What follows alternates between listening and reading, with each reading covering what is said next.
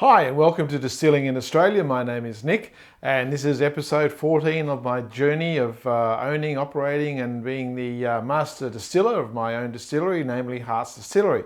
Now for those of you who've been watching the series, this is number 14 of course, which I've said, which is insurance, bloody insurance. So like you, I assume like me, no one really particularly likes paying insurance, but it is a very important part of the process, and it's something that I had to address certainly in my travels of opening my distillery. So, as always, 5 seconds of your life that you'll never get back.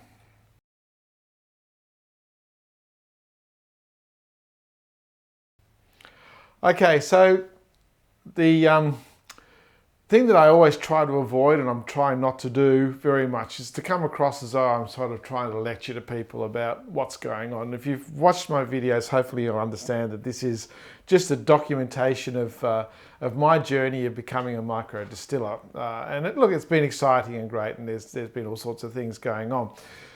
So the last hurdle that I had to deal with was the one of insurance, because right up until this particular point in time, I always had the option just to turn around and say, no, I'm not going to do this. I'm too hard, too many regulations, I'm just not interested, and move on to find some other hobby or some small business. So the last hurdle before I ordered my still was to check out the insurance. Now, our insurance here where I live is through AAMI. I wasn't actually going to mention the company, but I thought, well, why not? I'm not being derogatory to anyone, but we were with AAMI, and in the process of going through insurances, I contacted AAMI and said, look, I've got a distiller's license and I'm looking to open up my distillery on my premises, and I'm just letting you know so as I'm covered, because as I've said in previous videos, if anything happened to this place and the insurance was lapsed, my wife would kill me. And I can talk about my wife because she doesn't watch the videos, so it's okay. She might like them, but she doesn't watch them, so I can pretty well say what I like. But I happen to like this one, and so I don't want to do anything that's going to risk our future. Naturally, I mean, I'm a bit older now, so I have to be a bit more conservative in the way I do things.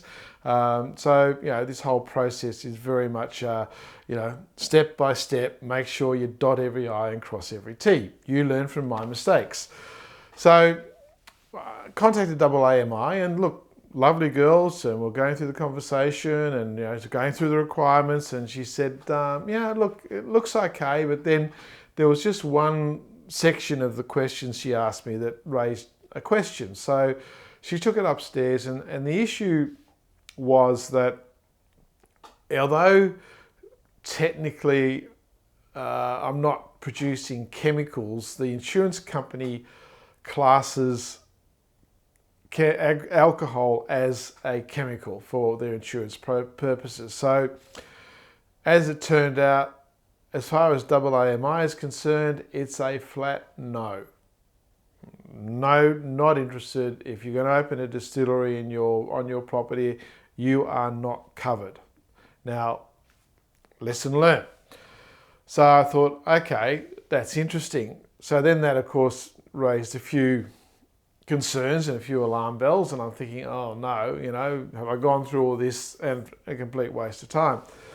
So I've been doing some research, and I've, as I do, as you know, and I've come across some specific brokers, insurance brokers now that specialise in distilleries and this type of insurance.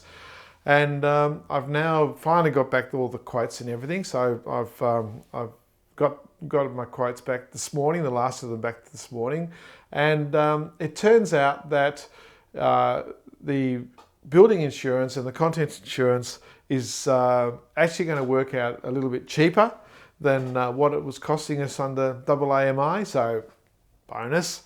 And the distilling insurance. So this is insurance to cover your stock and theft and excise and all that, you know, public liability and those sorts of things. Comes out at just over $900 a year. So that was pretty good. I was pretty happy with that. So the bottom line is that I've pushed the big green button, and we're go. Everything is going to happen. The distillery is now a certainty. The still and my commercial still and fermenter have been ordered and are now under construction, which is all very exciting. Yeah, so just, I suppose it's just a warning that if you are running, sorry, that was my phone. So just a warning that if you are running a still in your premises, just be aware that depending on your insurance company, and I'm sure this is not unique to just AAMI, I'm sure quite a few of them are the same, that if there is a problem, and I hope there's not, but if there is a problem, it could well be that your insurance will not be valid because you are doing something that is you should have advised them about. And again, I'm not trying to lecture you. You do what you like. I don't care. It doesn't affect me, obviously. You know, I'm just trying to do it by the book and show people how I've done it. And you know, when I've made mistakes, I've been open and honest about it and shared those. So it's been a great experience, and yeah, I was really happy with the insurance quotes that have came back today. So yeah, we're probably about $600 a year better off on our building insurance by changing over to the industry specific insured broker. And I haven't spoken to him, but I will seek his permission before I post any details about who it was, and I haven't done that as yet, but if he gives me the thumbs up, then you know, I will post who he is, and if any of you are interested, you know, you can contact him directly. But no, we were very pleased with the end result. So yeah, that's all I wanted to say. So insurance, the last bastion of hurdles, has now been crossed and ticked off, and everything's positive. Now, if you've been watching these, thank you so much. Great. Please, if you haven't, subscribe. Costs you nothing, helps the channel. Feel free to make contact with me. Here's my email address if you want to. If you've got any questions, I'm happy to sort of answer them. But you know, don't ask me to do it all for you, because you know, I just don't have the time to do it. But I'm happy to ask, you know, quick, short questions that you might have, and I regularly do that through people who contact me directly.